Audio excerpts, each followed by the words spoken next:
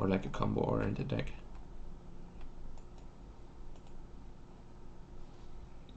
And Deluxikov, that's a grinder, I know that name, though not certain anymore what they play. I think some kind of Delver. Yeah, it's pretty weak, just because we have flooded already. The reckless charge goes well with flooding out.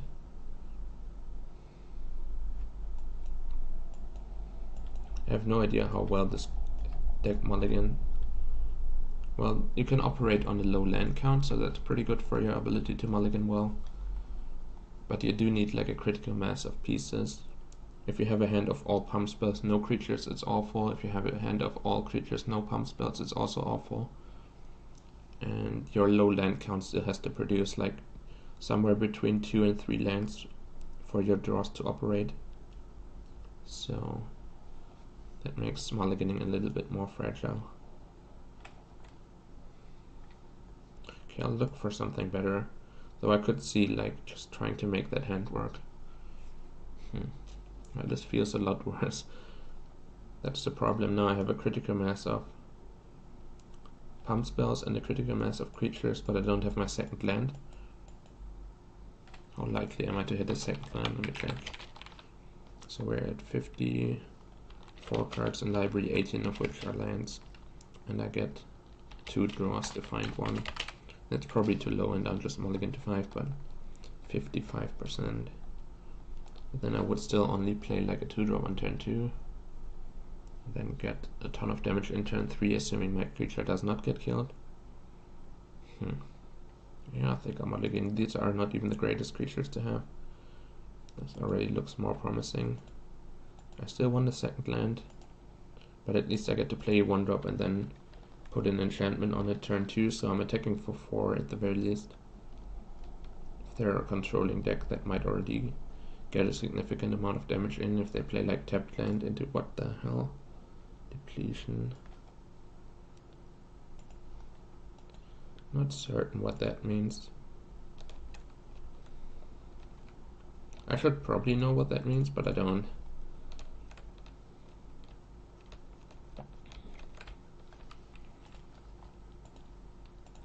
Let me check if I can find out. Okay. Well, some kind of green ramp deck, that's for sure. But I haven't seen anything like this before, I think. Sylvan Ranger, okay, so they keep on. No, there's no 5-0 lists of Hickory Woodplot in Pauper so far. I've seen a little bit in Legacy to enable like Hypergenesis or Eureka or something like that. Some old school Allurin lists played it, though no one really does anymore. But yeah, it seems like some red-green ramp thing, but unfamiliar with it. Very interesting. Okay. Guess I'll go all in on the Crusader. The Sylvan Ranger is likely to jump block, but then at least next turn I have a formidable attacker. What the hell? I clicked... Come on, Modo. Pretty certain I clicked these two, but yeah, tokens moving around for no real reason. It's pretty annoying. Then like the same thing you just clicked goes to a different place and then you keep clicking something else. I don't know. It's pretty annoying. I missed 1 damage there for pretty much no reason. Obviously I was intending to attack. It happens, but it is slightly annoying. So they still have a mountain in their hand. Not certain why they would play the forest over the mountain. If they have access to this much green mana anyways, there's not really a reason for them to give me this extra information, but yeah. So ramp/land destruction. So maybe they're trying to port like the modern Ponza deck into Pauper. Because Stone Rain and Pillage are available in the format. So I could cash this in and just get myself an extra token so that I can attack for 8, putting them down to 7. But I guess putting them down to, like attacking for 7, putting them down to 8, and then having the potential to make the token on my next turn for it to be lethal, still fine. Okay, so this time I have to attack with all of them. Well, this would just be a 2-turn clock without casting the Apostle's Blessing if I had gotten the extra attack in last turn, so it might actually end up mattering here. Though if they come up with a blocker, they're likely blocking this.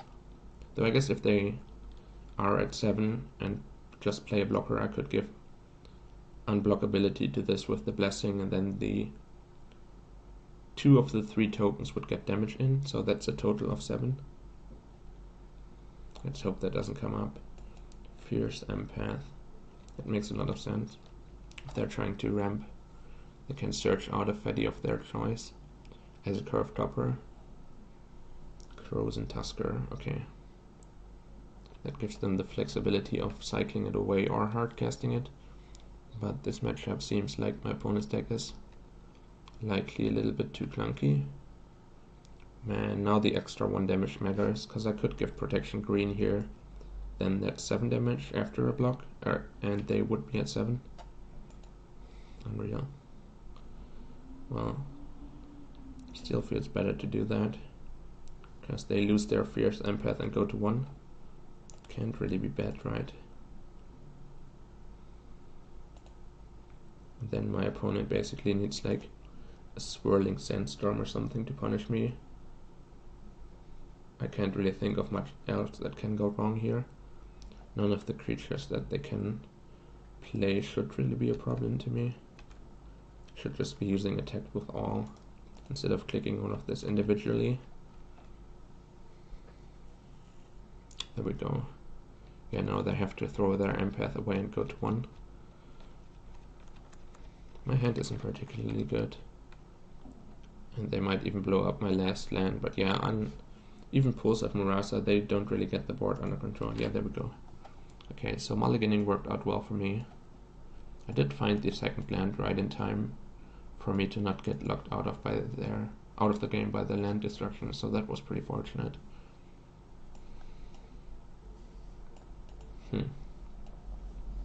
Not a lot I'm interested in. Lightning Bolt can potentially get the 1/1s off of the board so that I can get an attack through or deal the last few points of damage, and then Flaring Pain might be good if my opponent has access to Moment's Peace.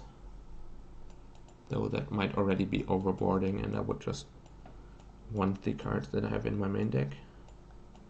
Not quite certain.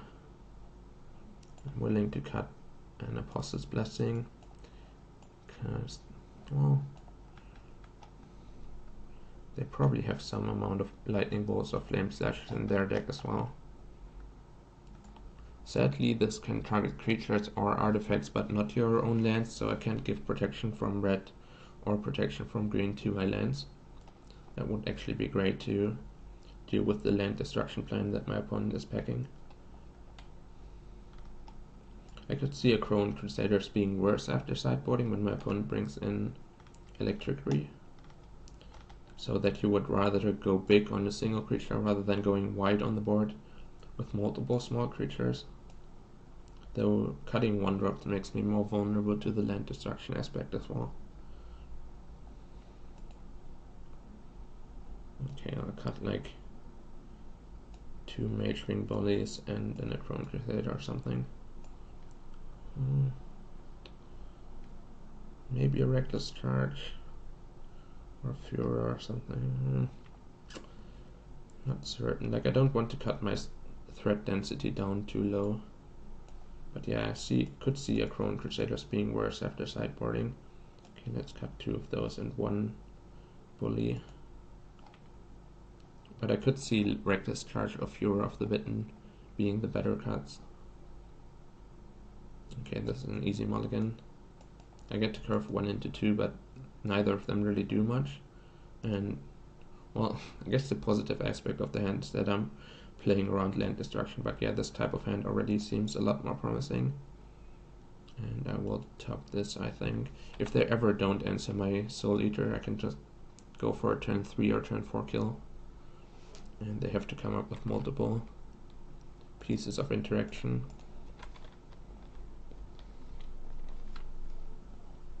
Although doing that into an open green mana with potential moments piece is a little scary, so I have to potentially avoid that. Also my land might get destroyed, then I could regret that. Scrying this to the top, but yeah, I guess Soul Eater, Team of Battle Rage always has to be my plan against like a slow rampy deck. I can't really be too risk averse with this deck. Like if you see this combo against this type of deck, you just try for that, and the third land can come at some point to make up for a land getting destroyed. So they have a red mana floating here. Okay, they're not using it. That was the interesting part. Whether they use that to bolt or electricity or something down my Satyr.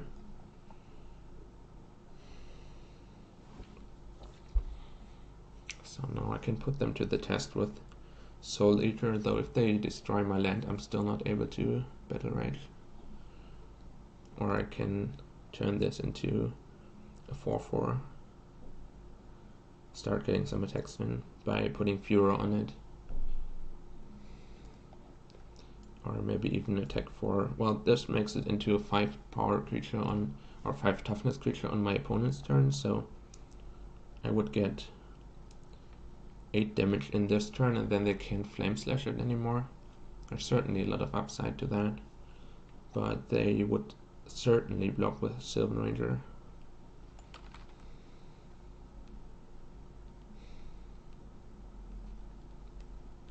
Yeah, interesting. Yeah, I think I'll just slam Soul Eater and make them worry about my board.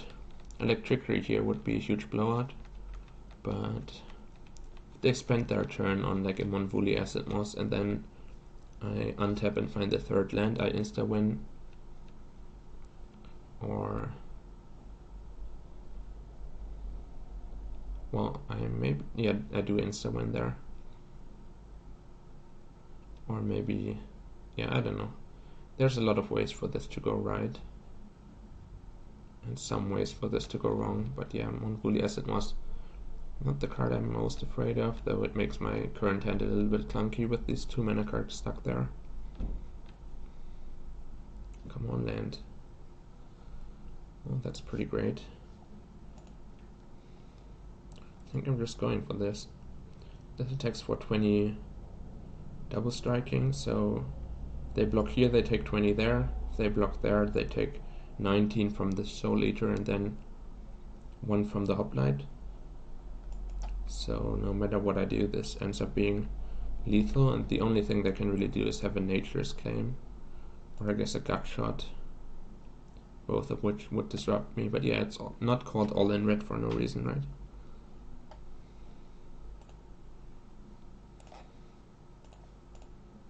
And you have to see the positive. I get 4 life back if they Nature's Claim me.